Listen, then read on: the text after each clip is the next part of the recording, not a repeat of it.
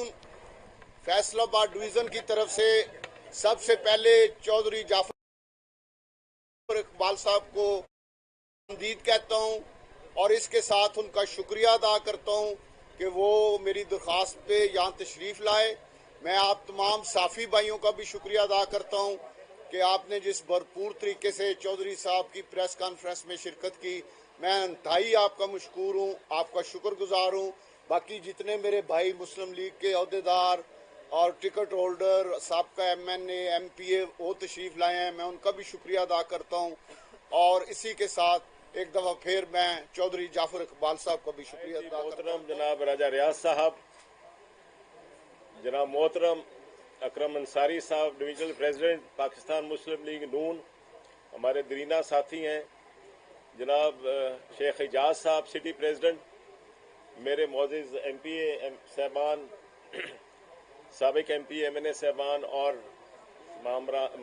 मेंबरान press club, मैं आज आपकी खिदमत में हाजिर हुआ हूँ राजा साहब की दावत पर। और राजा साहब का मैं मशकूर हूँ कि जिन्होंने नहायत ही मेहरबानी से आज यहाँ दावत दी और हम सब दोस्तों को यहाँ इकट्ठा किया। तो सबसे पहले मैं ये बात कहूँगा कि राजा रियाज साहब ने पाकिस्तान मुस्लिम लीग नून ज्वाइन की और कायदे मोहतरम जनाब मोहम्मद नवाज शरीफ, सदर पाकिस्तान मुस्लिम लीग जनाब शहबाज शरीफ साहब, मोहतरमा मरीम नवाज साहबा के सब के साथ राब्ते के बाद जो उन्होंने शामिल हुए, हम उनको दिल की गहराइयों से मुबारकबाद पेश करते हैं। और मैं यहाँ इस मौके से ये फ़ायदा उठाते कहूँगा कि राजा रियाज साहब ने तारीख रकम की है।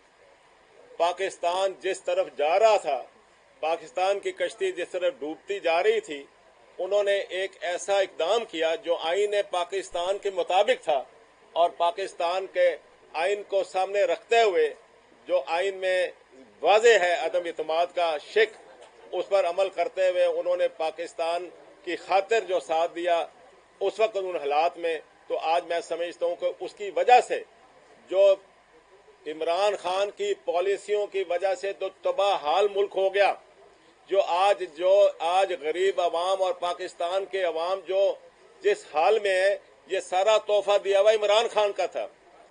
मैं आज इस मौके से फायदा उठाते कहूँगा, दरअसल ये तजर्बा जो एक खिलाड़ी पर किया गया, वो दरअसल खिलाड़ी जो था वो अनाड़ी था और उसने इस स्टेज पर मुल्क को ले आए कि आप देखें कि सिवाय इंतकाम की पॉलिसी इमरान खान की उसने और कोई काम नहीं किया। बजाय इसके कि जिस हाल में भी वो आया, जिस तरह से भी आया, उसने सुबह से लेकर शाम तक नैब का इस्तेमाल किया, FIA का इस्तेमाल किया, एंटी करप्शन का महकमे का इस्तेमाल किया और विक्टिमाइजेशन की मुस्लिम लीग नून के कारकुनों की और उसकी लीडरशिप की। कोई भी नहीं उससे बचा और उसने अपनी पॉलिसियों से पाकिस्तान को दुनिया में अलग थलग कर दिया। ना आपके इस्लामी दुनिया के जो दोस्त थे वो साथ रहे, ना चीन जैसा दोस्त मुल्क जो आपके साथ चल रहा था, ना उसको उसने करीब रखा, वो भी दूर कर दिया। मतलब यह है कि पाकिस्तान एक अलग थलग हो गया। और कश्मीर की पॉलिसी जो बनाई वो आप देख सकते हैं कि क्या कश्मीर की पॉलिसी थी। वो पॉलिसी ये थी कि मोदी को ये जुर्रत हुई जो कभी पिछले उनके हुक्मरानों को, भारत के हुक्मरानों को नहीं हुई, कि वो उसने कश्मीर को एक अपनी स्टेट, अपना सूबा डिक्लेयर कर दिया और 7 लाख फौज वहां खड़ी कर दी। ये उसने इस तरह इक़्तिसादी हालात जो बनाए आज पाकिस्तान के आपके सामने। अब कायद मोहम्मद नवाज शरीफ 3 मरतबा वजीर आजम बने और बदकिस्मती से 3 बार उनके 5 साल उनको पूरे नहीं करने दिए। मैं उनके साथ 2 बार तो मैं उनके साथ बतौर वो वजीर आजम थे, उनके साथ मैं टीम में मेंबर था।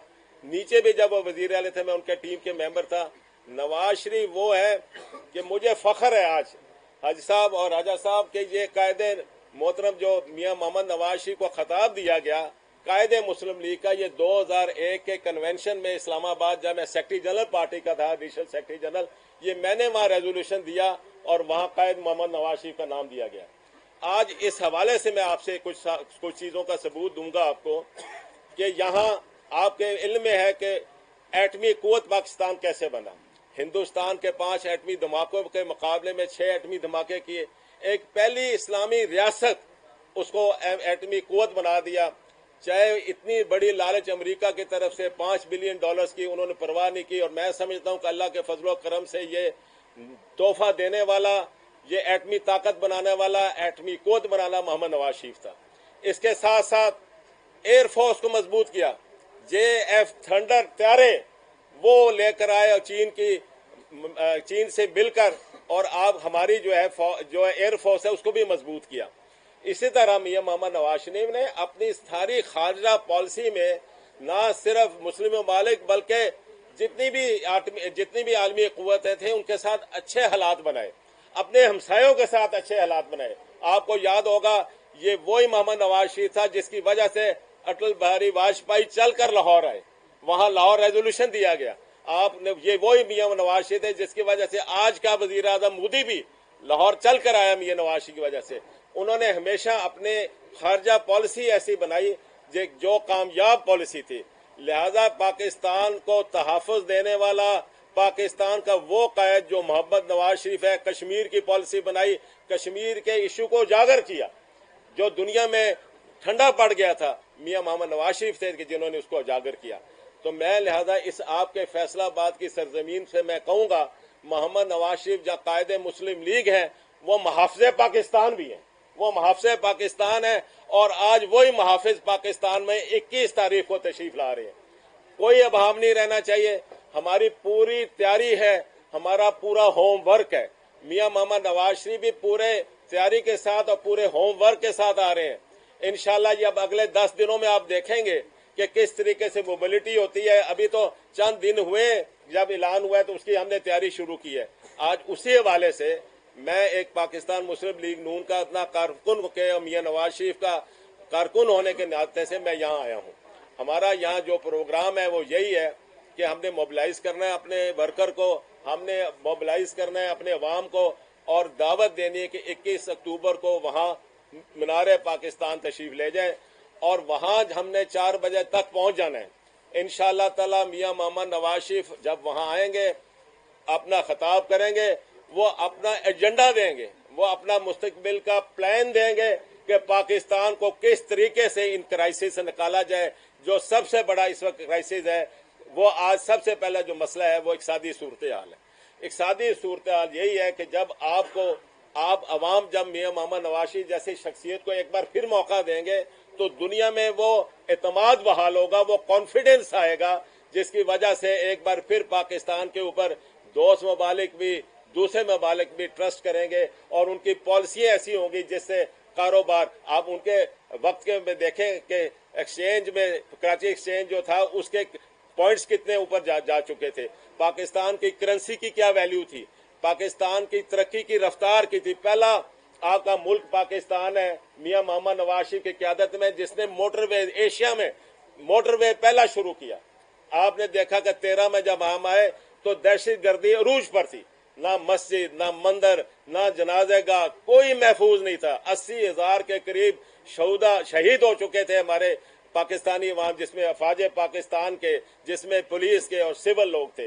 ये वही मोहम्मद नवाज शरीफ थे जिनको ने सब स्टेक होल्डर्स को एक जगह इकट्ठे कर एक ऐसी पॉलिसी बनाई कि जिसकी वजह से दहशतगर्दी खत्म हुई। उसमें अफवाज पाकिस्तान भी थी, उसमें उसके नुमाइंदे भी थे और पूरे दूसरी जमातों के नुमाइंदे थे। ये मियां मोहम्मद नवाज शरीफ थे कि जिन्होंने एनर्जी क्राइसिस 16-16 घंटे, 18-18 घंटे बिजली जो बंद होती थी, लोग सड़कों पर थे, उन्होंने अपने इन 3.5 सालों के अंदर जो इस तरीके से पॉलिसी बनाई। और आप मुवाजना कर लें, मैं 1.5 साल खाकान अब्बासी साहब का अगर एक तरफ रख दूं तो 3.5 साल मियां नवाज शरीफ का और 3.5 साल और 3.25 इमरान खान का आप देख लें कि पाकिस्तान खड़ा था, कहाँ खड़ा था वहां और अब का। सवाए इमरान खान अगर न्यूयॉर्क में भी गए, बजाय अमेरिकन पाकिस्तानियों को ये अपील करे कि आप आए या इन्वेस्टमेंट करें, वो वहां यही कहता रहा कि मैं नवाज शरीफ का जाकर पंखा भी उतार दूंगा जेल में और एसी भी उतारूंगा जो वहां नहीं लगा हुआ था।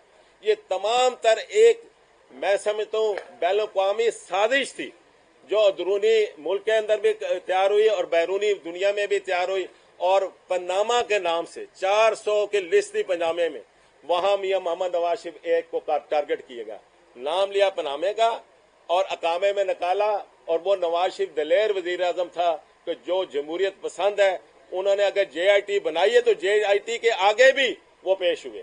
तो मैं लिहाजा आज साबित हुआ कि उनके ऊपर सारे जो गलत केस बनाए गए थे, और अल्हम्दुलिल्लाह आज मियां नवाज शरीफ जब 4 साल बाद आ रहे हैं तो सुरखरू होकर आ रहे हैं। इंशाल्लाह आगे भी जो इस वक्त लीगल सामने चीजें हैं, इंशाल्लाह ताला उसमें भी आप देखेंगे कि मियां मोहम्मद नवाज शरीफ जो है वो सुरखरू होंगे। और पूरे इंशाल्लाह हम यकीन से कहते हैं कि नवाज शरीफ को इस बार एक कौम ने फिर मौका दिया तो पाकिस्तान इस दलदल से, इन मसाइल से बाहर निकलेगा और जरूर पाकिस्तान एक खुशहाल मुल्क बनेगा, एक रोशन मुल्क बनेगा। बहुत